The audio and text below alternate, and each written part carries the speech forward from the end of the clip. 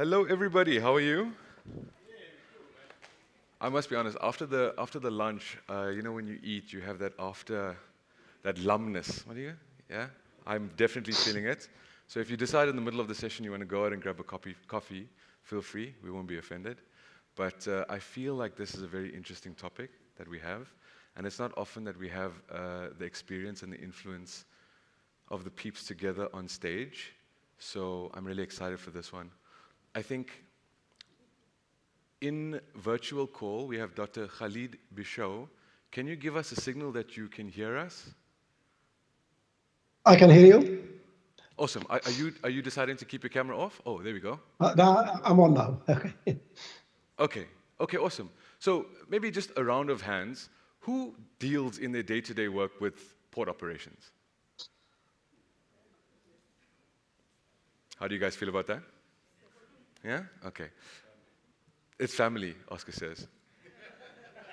There's going to be a part where I'd probably ask you guys to share some of your questions.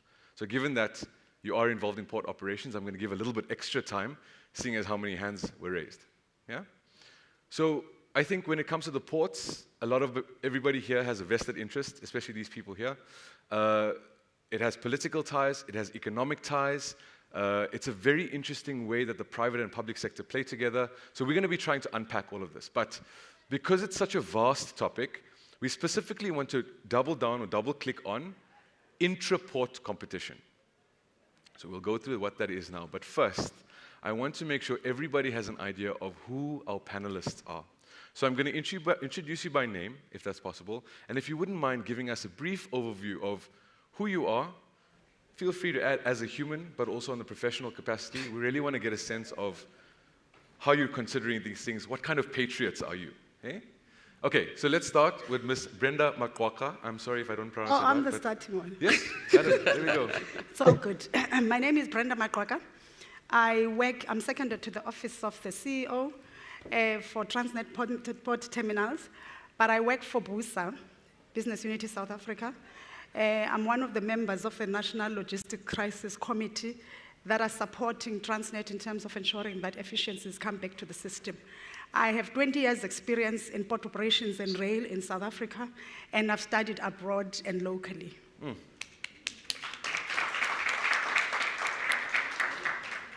Ms. Antoinette van Heerden.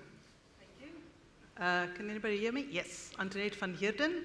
I work for Fresh Produce Exporters Forum, so it's the fresh fruit industry, and we look after exporters. I've had 17 years experience in the shipping industry, and ports, shipping, logistics is my absolute passion. Thanks. Ms. Ntombimpela, Nong. Good afternoon. I'm Ntombimpela, and I'm with Bidvest International Logistics as a business development executive. So my history is really within the railway space. I grew up in railways. I've built exciting products, locomotives that you see run around in the country. I've had the opportunity to actually modernize some of those locomotives. My background is an electrical engineer by profession, and I then evolved into becoming a business development executive that grew really a lot of Transnet's footprint in the African continent, specifically in SADC, and East Africa. So that's my background. Thank you. All right, gentlemen, Mr. Oscar Borchards. Thank you. Oscar Borchards. I'm responsible for the 4 ports, 2 in Cape Town and 2 in Saldanha. Long extended experience in port operations. Prior to that, local government and manufacturing. I love this job. Because I think we are instrumentally placed to enhance trade, to enhance the economy. So what better place to be? So yeah, I think for us, we are in a different and a difficult period, but nothing is impossible. So we're looking forward to this kind of discussion. Thank you so much. And very esteemed Dr. Khalid Bichou. Hi, everyone. I'm Khalid Bichou. I'm based in London. I have more or less 30 years experience in the industry. managing ports and shipping companies in Europe, North Africa, and the Americas. I worked in different organizations, the last of which was the World Bank and the United Nations. I'm also having quite a lot of interest in academia, so I'm a visiting professor in port operations and logistics at Imperial College, MIT, and City University in the UK. I have been involved quite a lot in South Africa since 2006, doing a lot of studies, a lot of projects, including recent concession projects, and delighted to be here. Thank you. Nice. All right, so what does that mean? We have people from the private sector, we have people from Transnet, and we have academia in all of these years of consultancy. I think we got a very diverse type of panel, so I'm excited for the questions that you guys have later. I think first, what we want to do, is it, sorry, gents in the back, is it possible to make the screen just a little bit smaller on the top corner?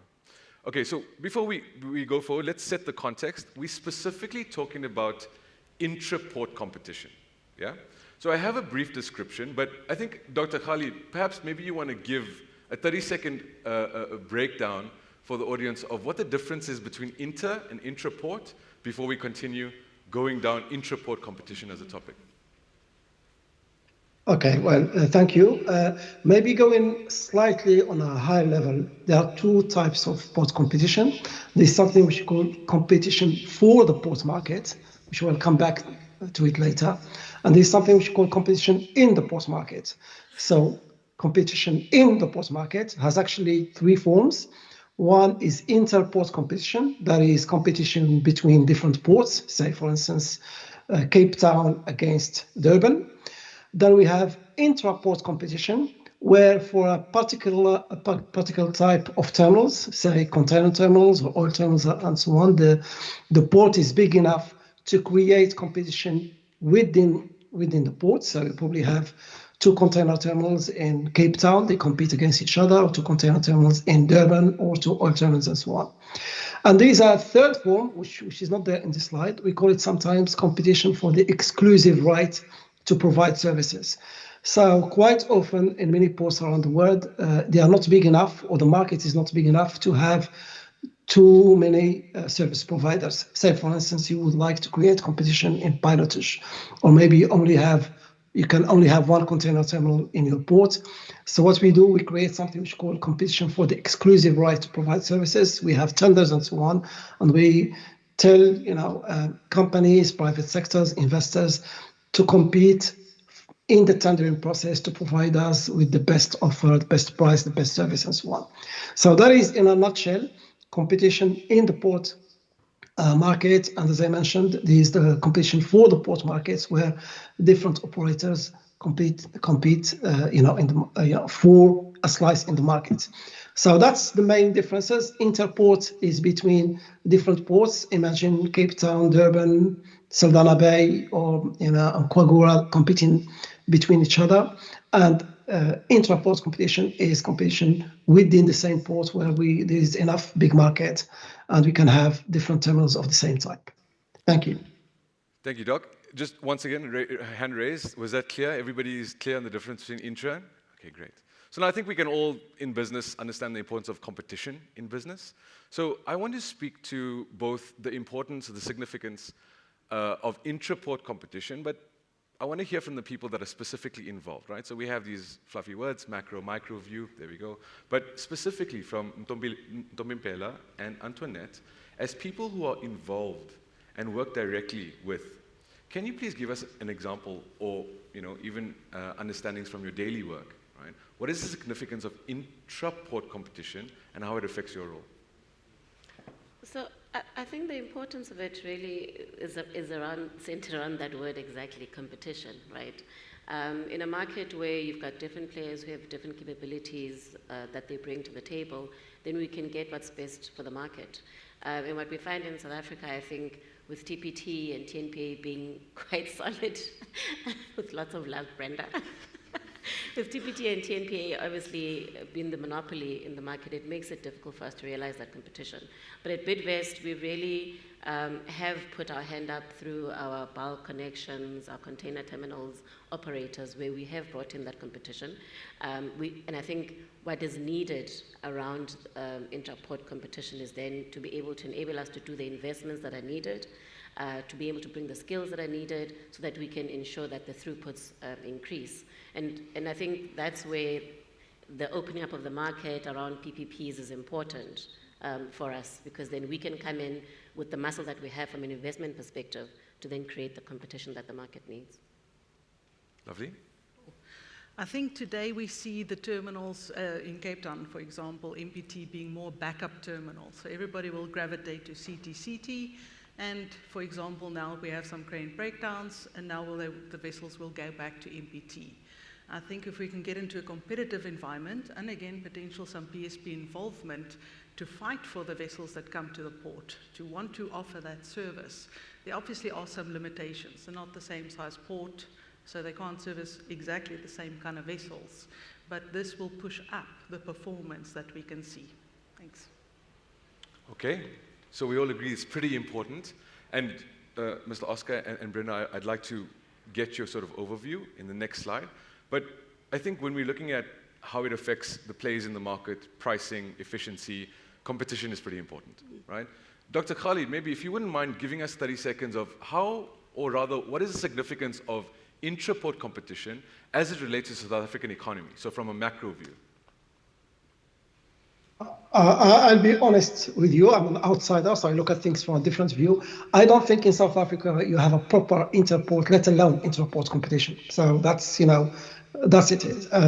Legally, it's not there. You don't have a proper PPP system. We just started now talking about PPP and corporatization and so on.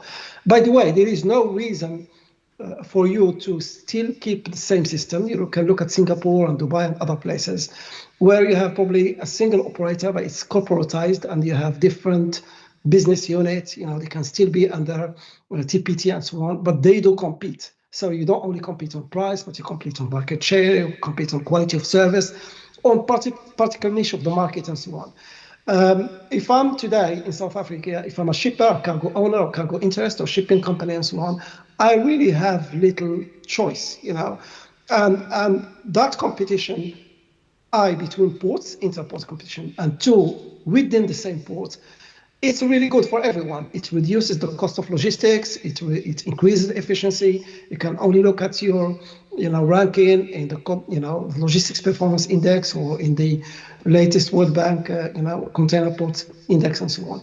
So there must be some sort of reform, to allow, competition either through PPPs or private sector participation or simply corporatization. But you need to have that market forces of competition. Competition is good for everyone, both for the stakeholders, the clients, the users, but also for the operators themselves, because they can benchmark themselves and they can really go to, the next best level, performance in terms of, as I mentioned, efficiency, pricing, even, ways of how to enter new markets and capture new clients. Beautiful, thank you. So from an international perspective, it makes South Africa a more attractive, let's just use the word trade route, and allows us to compete for business opportunities, deals, revenue, capital. Okay, great. So we understand and we know now what we're talking about and the significance of it. I want to turn to the leadership at Transnet, for example. Gents, once again, sorry, can we move Dr. Khalid? So I have these pointed questions, and I'm hoping that we can have a discussion around these points specifically to try and address why our current state is the way that it is, right? So giving us an insight of what's happening now would be very, very useful for all of us. And I have these three questions, so we can go through them one by one, and in the context and the significance of what the other panelists have shared, I'd love to hear your feedback, right? So how does the current regulation, according to the Ports Act, how does that currently influence intra-port competition? I know that Dr. Khalid made a very definitive statement, but I'd like to hear from you guys. Okay. Do you want me to go? Okay, look, I think everybody knows that there's a challenge at this point in time. There are restrictive and limited access to other players. We do all agree that you need competition and competition because the combination might give you what you want. We've had challenges in terms of investing on time to ensure that we get capacity. There was a time when we invested in some of these terminals, they were operating very, very well. And we had created a system that was cooperative to Transnet. And I agree with Ntombi, who used to be my colleague here, that there's a need to open up the environment because the policy, there's a requirement for policy reform so that you reduce the limitation and restriction and allow other players to come into the market. For example, the permitting and the licensing is quite stringent. If you're a new player, it's a barrier to entry. So you need to reduce those barriers to entry to also ensure that other people can play. We've had, for example, one company that has managed to only play now, a private sector company, private terminal, operate only recently because of those restrictions. If we can just alleviate that and also introduce reform in SOEs, and SOE is able to be monitored and they can be assessed like everybody else, and that they release some of the regulation should be independent regulation so that there's fairness in the process because at this point in time, Transnet is in a monopoly. Gotcha. But Oscar can add to you to say how open-minded Transnet is and what are the policies at Transnet at this point in time to ensure that they allow triple Ps and allow other players in the space. This is beautiful, and before we go to you, Oscar, I just want to make sure, because we have a whole slide session, little segment dedicated to what the future state should be. Mm-hmm. Yes. Okay. So once again, just to reaffirm, I think the key statement, Transnet does operate as a monopoly. However, the paradigm in Transnet is shifting to be more open to private sector partnerships. Would you say that that's a key overview of the current state? Is there anything that you want to add to that current state view, maybe some tangible or tactical information that would support our private sector participants here in how they can even enable this current state of Transnet to get their way? Oscar, I'll take it. I must go. I feel like I've talked a lot. All right. I think competition breeds efficiency because you get out of your paradigm shift into a new shift. If you look at the ports in itself, because of the non-investment, so you do have disparities even in between intra-port and inter-port, where terminals can be, or ports can be on an equal footing to compete on a like-by-like basis. You're sitting with totally disparities, and the choices are definitely not there as yet. Where we then see private participation comes in, it can be in various forms. Because remember, if you really want the port to function, you also need to look at your multimodal infrastructure.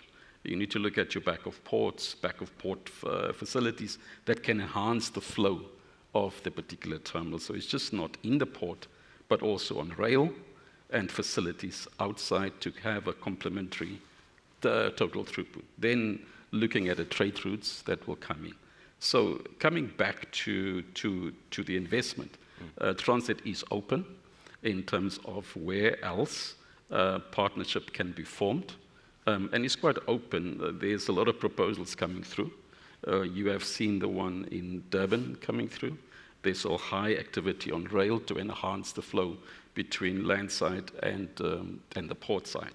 So from Transnet point of view, it says that can enhance investment. It will increase efficiencies. It will attract volume in that sense.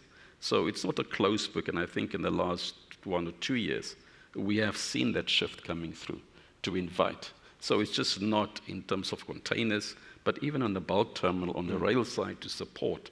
There's investment in the, like Saldanha in specific, that we are working with the exporters. They lend in terms of expertise, their view of how to operate, and we're jointly forming in terms of that participation. It's not a question of investment and partnership, but it's more in terms of collaborating together to enhance that particular efforts. Got you. So I just want to once again reframe current state. Yeah. How would you, in one sentence, define the current state of intra-port competition, just from your perspective? But I think your previous statement is really a nice segue into the next question, yes, which is the infrastructure question. Exactly. But maybe just close the loop on the current state of intra-port competition. It's not there. Okay, okay. So let me put it bluntly. Cool. So now you touched on infrastructure. Let's talk about infrastructure. How do these disparities impact? Fine, we have agreed that intra-port competition doesn't exist currently. But in what way does it impact the infrastructure?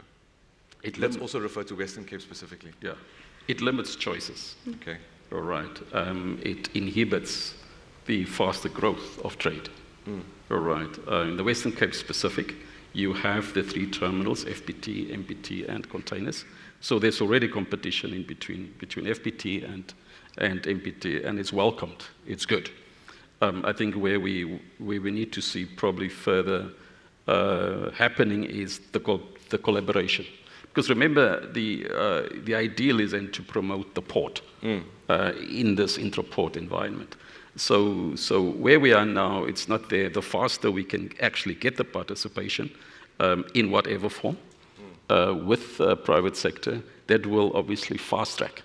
And in the Western Cape, if you look at the Western Cape government's very bold route to actually triple exports, that can then support that particular initiative from the local governments per se, and that's a very bold statement. So the sooner we can get to that point of view, we can actually enhance that particular, to support the growth within the Western Cape. Beautiful, okay. This is good news, in theory. I want to just double-click now, and ma'am, you mentioned that the paradigm is changing, and there's definitely opportunities for development. To what standard are you guys holding yourselves, Transnet, not accountable to, but what standard are you following in terms of international benchmarks or templates? How are you in Transnet looking at what is available out there internationally to see this is how we can move forward? Where we try and avoid mistakes that have already been made, can you maybe give me some examples, given this is the new paradigm? Are there any other international ports that you're looking at that you're aiming to model yourself over? I think this will be good information for.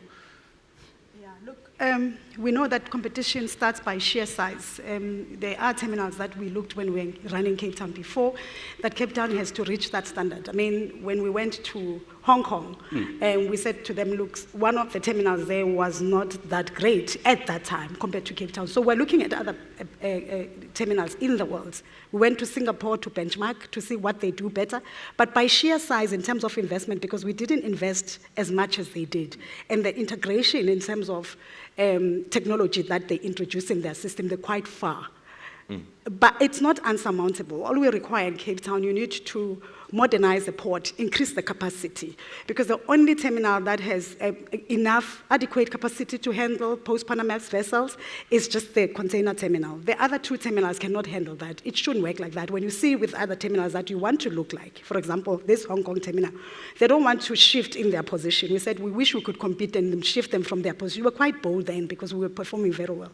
But things have shifted because of the delay in terms of investment and ensure that the infrastructure and superstructure is in place. So there's an opportunity to grow the Cape Town terminal, to compete with those terminals. And remember, size matters when you compare, number 1. Then number 2, efficiencies come in, but we have the technology that is integrated that can assist us to just enhance what is in the system.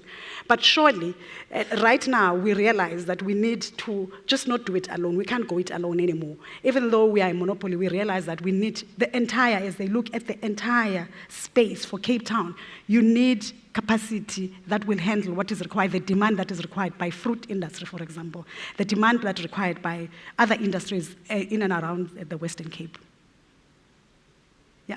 Did you want to pick up on that? You know, I think the other terminal that we also benchmark is Lime Chabang in Thailand, which is a similar terminal.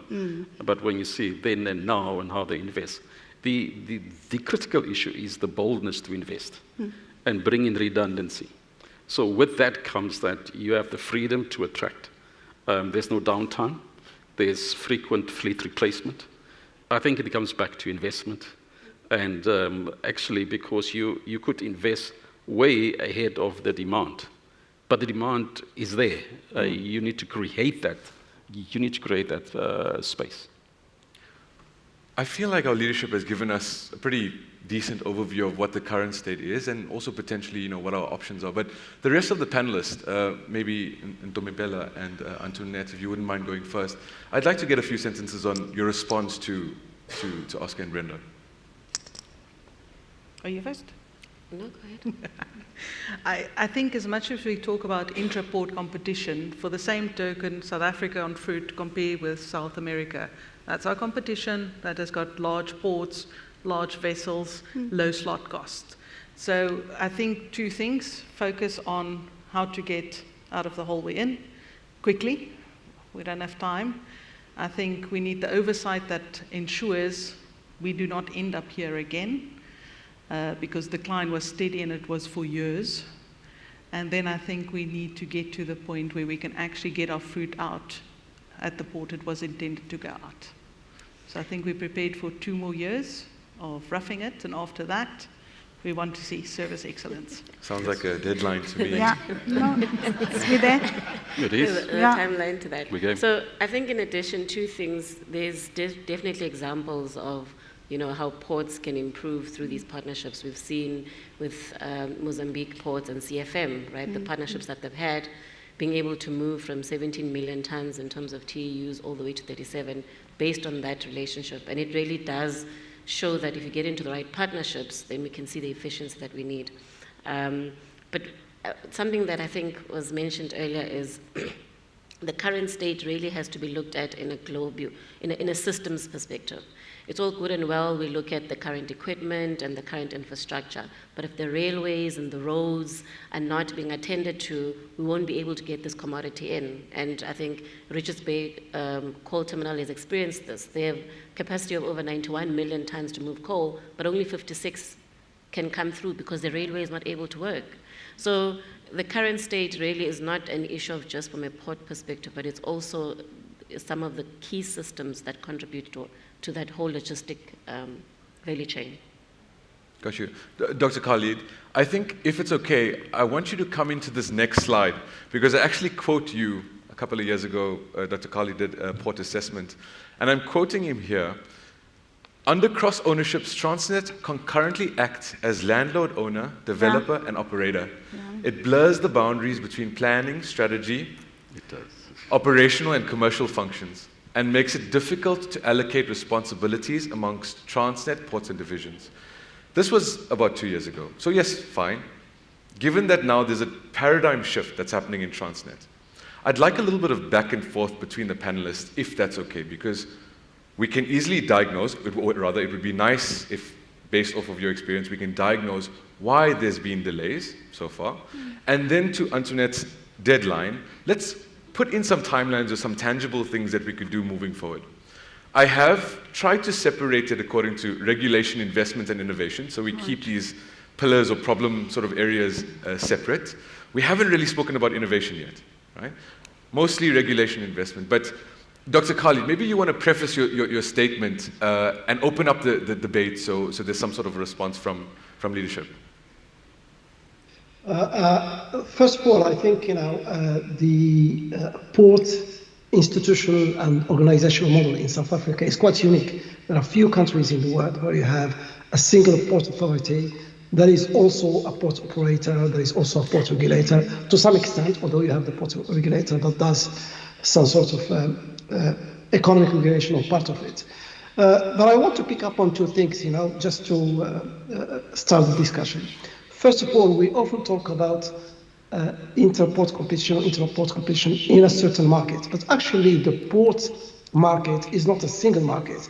There are markets, as many of your panelists have mentioned. So, for instance, if you want to compete in the transshipment port market, you must have a strategic partner in the name of a large shipping company, or you need to be strategically located in global shipping networks. So that's a different type of competition. If you are competing for instance, particular supply chains, such as the fruit market, you have to structure your port business accordingly. So there are different port markets, and within each port market, there are different sorts of competition. Secondly, to add to the panelists, and this is really important, the fact that we don't only compete between ports or within ports, but also between port supply chains. And that brings in the importance of hinterland logistics, be it rail or road, and the organization of the whole system and so on. So I am glad to some extent that South Africa now, until TNPA and TPT is opening up to the private sector. There's talk about competition, this is paradigm shift and so on. But I want to warn against two things.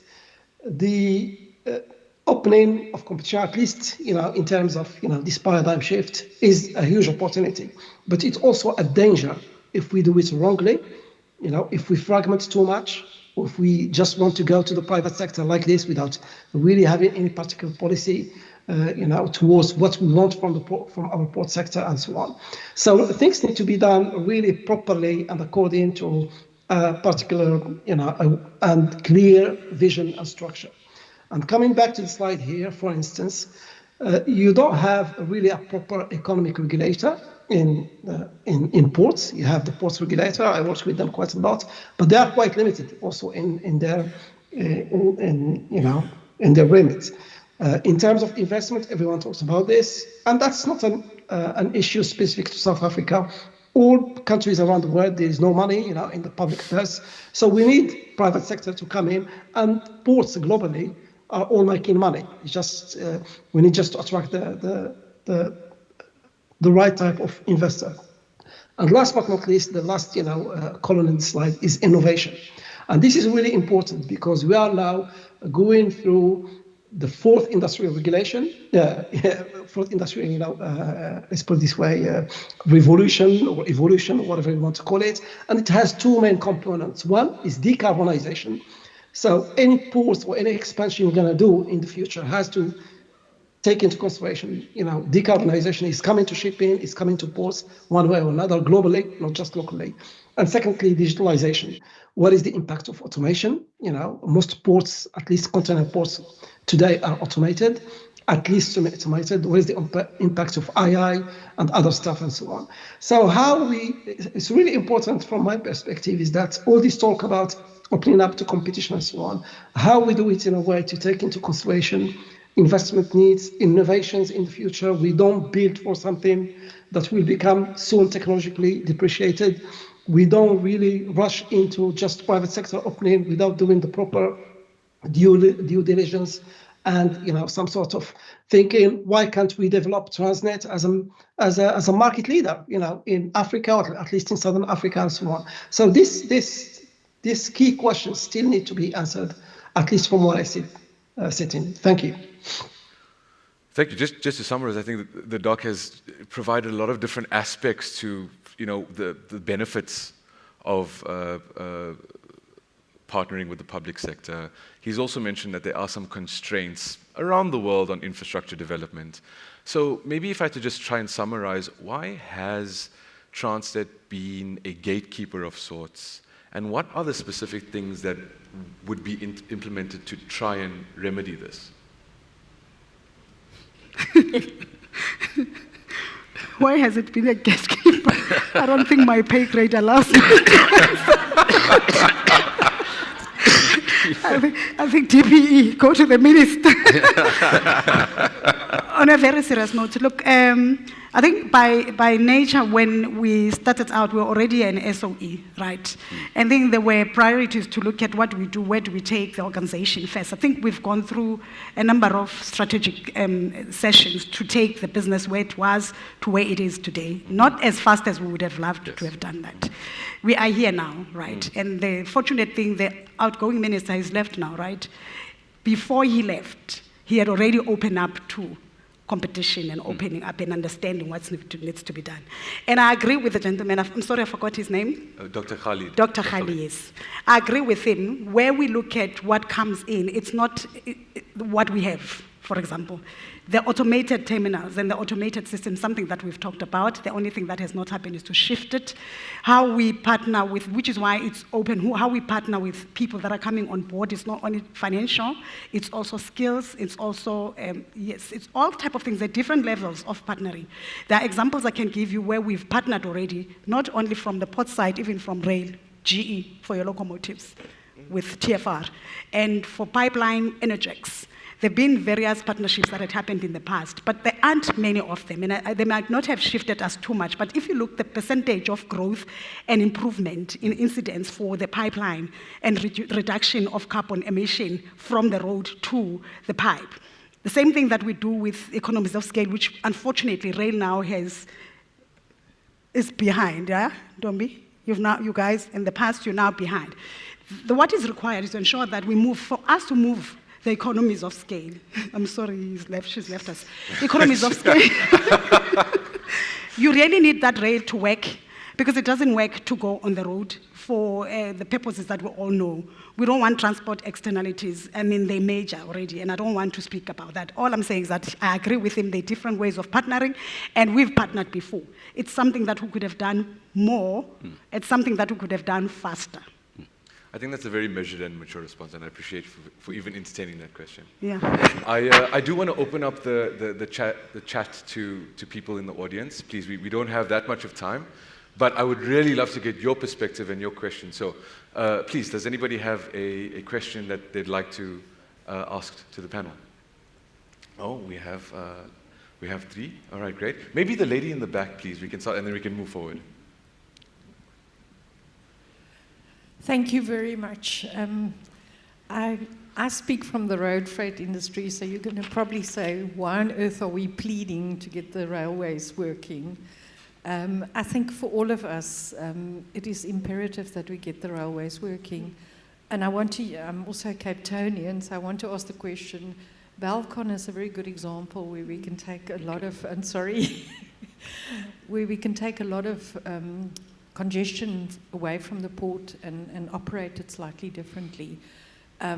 Also, lots of sidings. I mean, Prof. Halfonga the other day shared with us the amount of rail network that we've got in the country.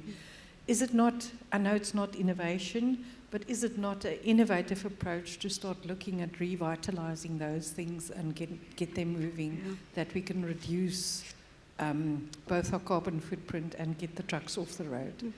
Thank you. What I think, just in the name of time, let's get all the questions and then we'll allow the panel to speak. Sure. If that's okay. So we had a gentleman with a black jersey right by you. Hi, good afternoon. My question relates to more planned and, well, remedial plan towards the current state of affairs in both ports and rail and road infrastructure as well.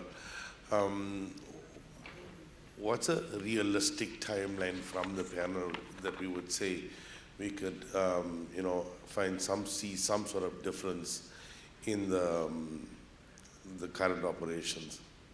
Okay, so we have time. Just one small reminder, we want to try and get as much ports-related questions, but if the panel is open to answering any of the related questions, please, I see there's a couple more hands, and then we have a young gentleman in the front.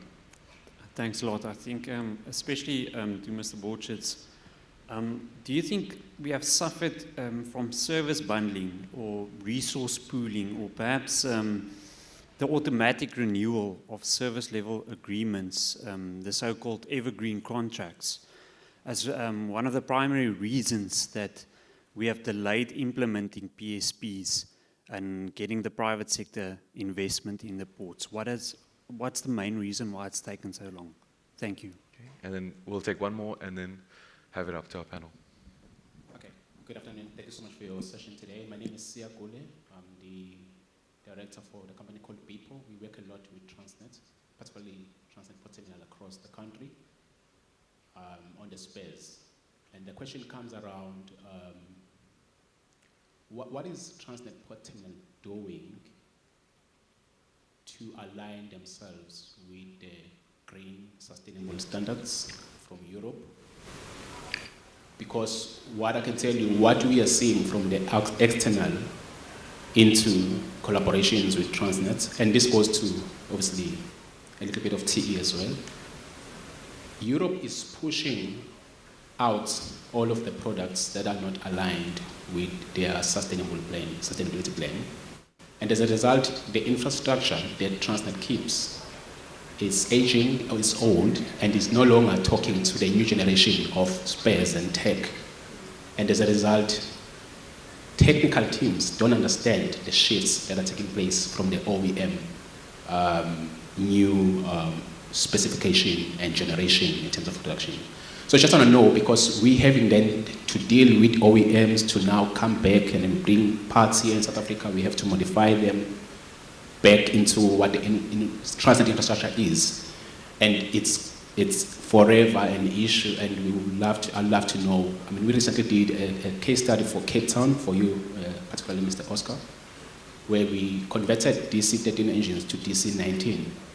And if we had not been proactive with Scania to bring about that innovation, it would have taken you almost over a year to get those engines into the country. And we were very proactive to get those engines to you within 3 months, but we drove that collaboration with Scania to make sure that you are up and running again. But we talk about these ports inefficiencies and the ports not being operational. So like, what is ports doing to make sure that technical is up to standard in terms of what is happening across the globe? Beautiful. So I just want to recap the questions, and I think we have one lady with a question there, if you wouldn't mind. So far we have environmental standards, we have potential operational practices that has delayed any sort of concrete decision-making to partner. We have a gentleman asking about a definitive timeline, and then the first lady in the back has a question on how we can integrate our rail network and improve it a little bit better to alleviate some of the ports. Ma'am? Yeah, thank you. Oscar and maybe Brenda and Antoinette. In Cape Town, we saw we can work on a daily basis. You can handle about 2,000 containers. I think sometimes you've got a record of 2,100, and that makes us very exciting. But there's no consistency in it. Some days we will get 2,000, the next day it will be 1,500. Is there a way that you can think we can bring consistency in those numbers? That would be my 1A question, and my 1B question with considering the 7 RTGs that you have, the new hauliers that's coming in, what do you think is your ultimate capacity that you can handle a day in the CTC? Thank you very much. Some pretty hard-hitting questions. So please, ladies and gents, feel free to pick one up. Antoinette, maybe you want to go first. I think we can address Balcon perhaps. We're working with Transnet on an end-to-end value stream, and one of the things we're working on is increasing rail. Now, at this point in time, Balcon is working. It's restricted a little bit by wagon capacity, and from a reefer point of view, we estimate about 3,500 to 6,800 pending extra cost, because the truckers do not give discount to drop a box off Balcon. What we've also found quite interesting is the road network around Balcon. Over time will need attention, so we'll take that to the city of Cape Town. But we see that as the future. We attended the rail network statement sessions, and one of the things we brought to the table is that your short distance rail brings a lot of value, but it's so cost uncompetitive. So we put that on the table and said, what can we do to make short rail more competitive with potentially truck, because we see the value in it as industry. Thanks. Just before the Transnet team responds, I want to add my contribution to this. I think one of the questions, was around timelines. And we've seen, I think, through the Port Act, Section 56, Section 79, have really somewhat been constraints in ensuring that there's participation from the market. And it is through those policies and those acts that has created delays in us opening up. It's exciting that we're seeing the opening up, but I do think there must be a reimagination even in those sections. For instance, Section 56 speaks to going out and getting competitive bids and making sure that it's fair and equal. But I think we need to look at the timelines now, so that when we come in as business to invest, there must be value for our investment over the period. 25 years, seems to be too short for me to be able to deepen berths and widen ports. So there must be a different way in which we reimagine how these public investments should be happening. Okay. I'll hand it over to you. Do you want to go to the space? You go to the space. When the equipment's going to be? I think, am I audible? Yeah. I think in terms of timelines, and it's a direct response to the question, if you look at the delayed investment, and I'm not going to hamper on that was passed, I think the energy should be in terms of what we're doing now and in terms of how soon. For new equipment that comes in, I think in August, we'll get new haulers. So that's a new fleet coming in. On the RTGs, which was a pain point, there was a stopgap of 7 second-hand RTGs with regards from LA, and that was brought in to bump up redundancy. Our first batch of the new RTGs will be the second quarter next year, which is a game changer with regards to fresh. In the meantime, we have redundancy. We are working with Transnet Engineering and Calma to get more reliable equipment. So when you look at the timelines, the new ones, although the haulers are coming in as a stopgap, and that will obviously improve efficiency because you've got maximum resources and reliable equipment on the land side serving the cranes. The game changers will obviously come with the new equipment, straddle carriers, second quarter next year, the first batch, rubber-tied gantries, second quarter. So we will still be working with equipment and capacity improvement for this year. What we are doing right now to actually, and I'm talking to Antoinette in terms of the fruit exports, that is serious.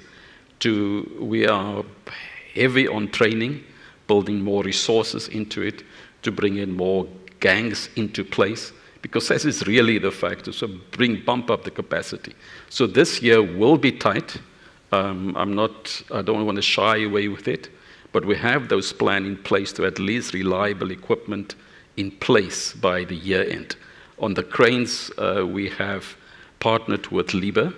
We're actually getting one expert, another expert coming from Germany to South Africa to support.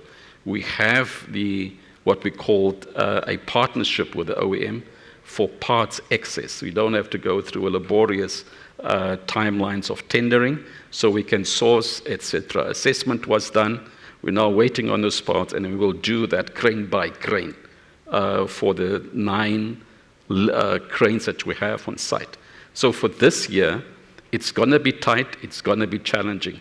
From quarter 2 next year, you will then see the effect of new equipment coming in, and that will obviously enhance capacity. At that time, we will have then match the number of people, the number of gangs, the number of operators to manage that, to operate on 8 cranes and swing it around to 9 during night time so that we recover from dead time because of weather delays. So I think if you're looking at next year, 2025, from quarter 2 onwards, that we will see the change. Thanks. You're welcome. Got you guys. I think just in space of time, Mr. Basil? Yeah. Oscar, okay, so you mentioned the second-hand haulers that's coming from Germany. Yeah.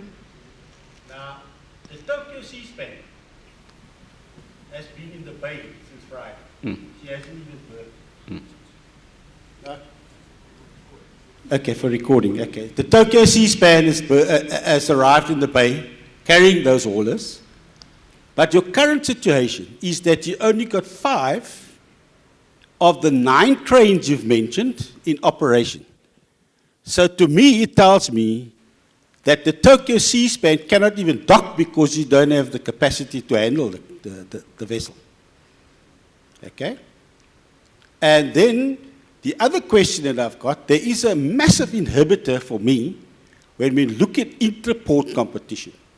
Because you have when I say you, I mean Transnet has the monopoly, and Bidvest is hampered by the fact at other terminals by lease agreements. That is one of the major problems, in my personal opinion. I mean, if I take it and look, and I'm talking about Cape Town. Cape Town was virtually assigned to a storage depot, a quayside, whereas there was a massive opportunity for inter-port and intra-port competition if you had somebody take up that from that RFQ. Instead, it's becoming a 3-year storage facility. Mr. Basil, let's frame it in a question so they have a chance to respond.